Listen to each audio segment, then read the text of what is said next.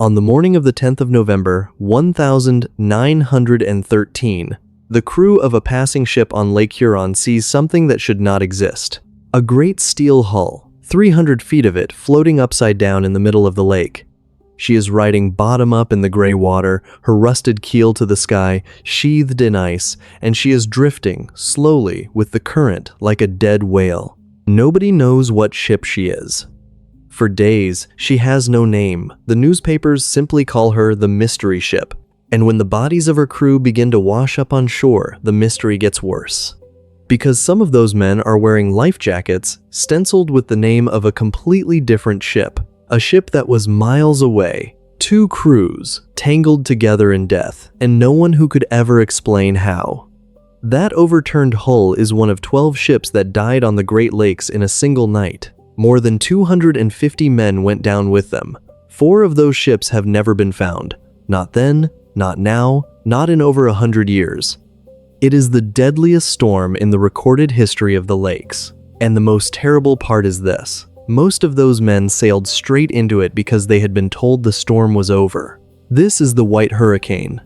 To understand how it killed so many, you have to understand the Great Lakes in November. These are not ponds, they are inland seas. Lake Superior alone is larger than some countries.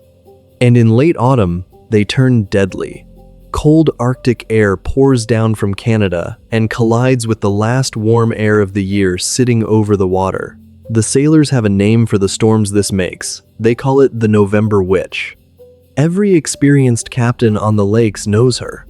It is the same breed of storm that would one day take the Edmund Fitzgerald. But nothing anyone had ever seen compared to what was building in November of 1913.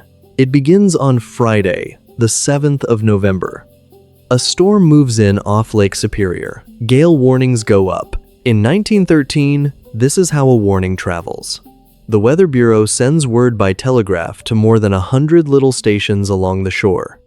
At each station, a keeper raises flags by day and colored lanterns by night to tell the ships that weather is coming. The captains see the warnings. They are not fools. Many of them wait in port. For 2 days, the first storm batters the lakes. And then, on Sunday morning, the 9th of November, it begins to lift. The snow eases. The barometer, the instrument that measures the pressure of the air, begins to rise. A rising barometer means the storm is passing. By late morning, conditions on lower Lake Huron are close to an ordinary November gale. Survivable, familiar. The worst, it seems, is over. And so the captains make the decision that will kill them. They up anchor. They leave the safe harbors. All along the lakes, dozens of freighters steam back out into open water to finish their runs before winter closes the shipping season. They have no reason not to. The storm is leaving, except it isn't. Here is what none of them know. Here is what not even the forecasters know. While the first storm was dying, a second one was being born. Overnight, a new low-pressure system had formed far to the south, down near the Carolinas, and it was climbing north, fast. And this is the failure at the heart of the whole disaster. The Weather Bureau sent out its detailed report at 8 o'clock that Sunday morning, and then, by the practice of the day, it did not send another until 8 o'clock that night. 12 hours. The storm was given 12 hours to build in the dark, unwatched, unreported, while the men in Washington had no idea what was coming together over the lakes. By the time anyone understood, the ships were already out on the water, and the 2 storms met. The new southern low collided with the cold air still sitting over the lakes, and the 2 systems merged into a single monster. Meteorologists have a word for what happened next. They call it a weather bomb. The pressure collapses so fast that the storm explodes in power. From 8 o'clock that night, hurricane-force winds tore across 4 of the 5 Great Lakes at once. Sustained winds over 70 miles an hour, gusts near 90. And on Lake Huron, the winds came from the north and screamed straight down the long axis of the lake, building the waves higher with every mile, 35 feet, higher than a 3-story building. But it was not only the size of the waves, it was their rhythm. On the ocean, storm waves are long and spaced apart. On the lakes, they come short and fast and steep, one after another, hammering a ship faster than she can recover. A freighter would climb one wave, and before her bow came down, the next would already be on her. Captains reported their ships being driven backward while running at full power. The engines pushed forward, the storm pushed harder, and over all of it fell the snow. This was a blizzard as well as a hurricane. The whiteout was total. Captains could not see their own bows. They could not see the shore. They could not see the lighthouses. They could not see the other ships bearing down on them in the dark. And the cold did the last terrible thing. The freezing spray coated everything. Ice built up on the decks, on the rigging, on the wheelhouse windows, inches thick.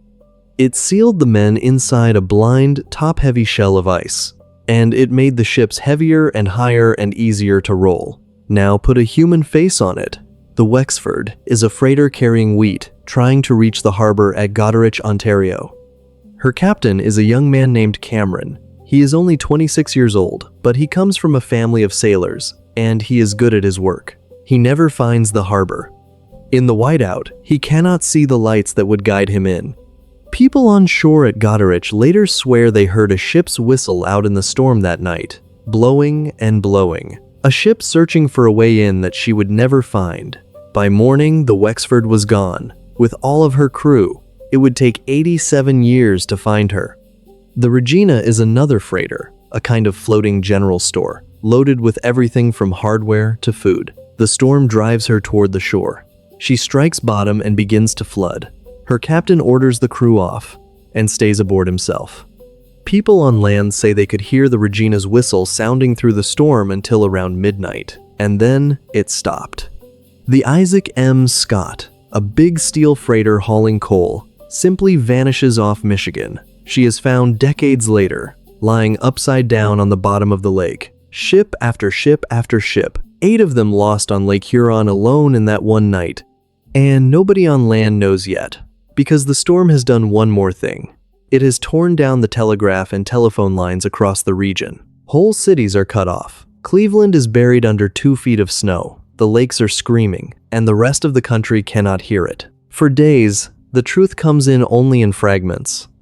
A body here, a piece of a lifeboat there, a name painted on a plank washed up on a beach. And then, out on Lake Huron, ships begin to report that overturned hull, the mystery ship, floating bottom up, coated in ice, refusing to sink and refusing to be named. For days she drifts, and the whole region wonders which ship she is, and how many men are trapped underneath her in the dark. Finally, a diver is sent down. He goes under the freezing water, along the upturned hull, until he can read the name. She is the Charles S. Price, a coal freighter. Her entire crew is gone, but identifying her only deepened the horror, because the bodies from the Price had been coming ashore, and some of those men, crewmen of the Price, were wearing life preservers marked with the name Regina, the other lost ship. How did the men of one ship end up in the life jackets of another? Had the 2 ships collided in the whiteout, their crews thrown together in the water? Had men from one been swept onto the other? To this day, no one has ever been able to say for certain. It remains one of the strangest riddles the lakes have ever kept. When the storm finally moved off and the counting began, the scale of it was almost unbelievable. 12 ships lost with every hand aboard. 8 on Huron, 2 on Superior, 1 on Michigan, 1 on Erie. Around 30 more ships driven aground or wrecked along the shores. More than 250 sailors dead. Some counts put it higher. Most of the bodies came ashore on the Canadian side of southern Lake Huron, carried there by the same winds that had killed the men. The damage in money was enormous, the equivalent of more than $100 million today. But the ships and the cargo were never the real loss. The real loss was the men, whole crews, some of the newest and finest ships on the lakes, and the experienced sailors who ran them, gone in a matter of hours. And 4 of those 12 ships were never found at all, not by the divers of the day, not by the sonar and the search teams of the century that followed. Somewhere out in the cold fresh water, 4 wrecks and their crews are still lost, more than 100 years later. In the years after, the disaster forced real change. Weather forecasting and storm warnings on the lakes were taken far more seriously. The systems that failed in 1913 were slowly rebuilt into something better. Today, forecasters could see a storm like this coming days in advance. But the meteorologists will also tell you something sobering. There is no physical law that says it cannot happen again. The same lakes are still there. The same November air still collides over them every single year. 12 ships sailed out of harbor on a Sunday in November because a rising barometer told them the danger had passed. A second storm no one was watching rose up in the dark and met them in the open water. And when it was over, a nameless hull floated upside down in the lake, carrying men who wore the life jackets of a ship they should never have been aboard. If the warning had come just 12 hours sooner, how many of those 250 men would have simply stayed in port?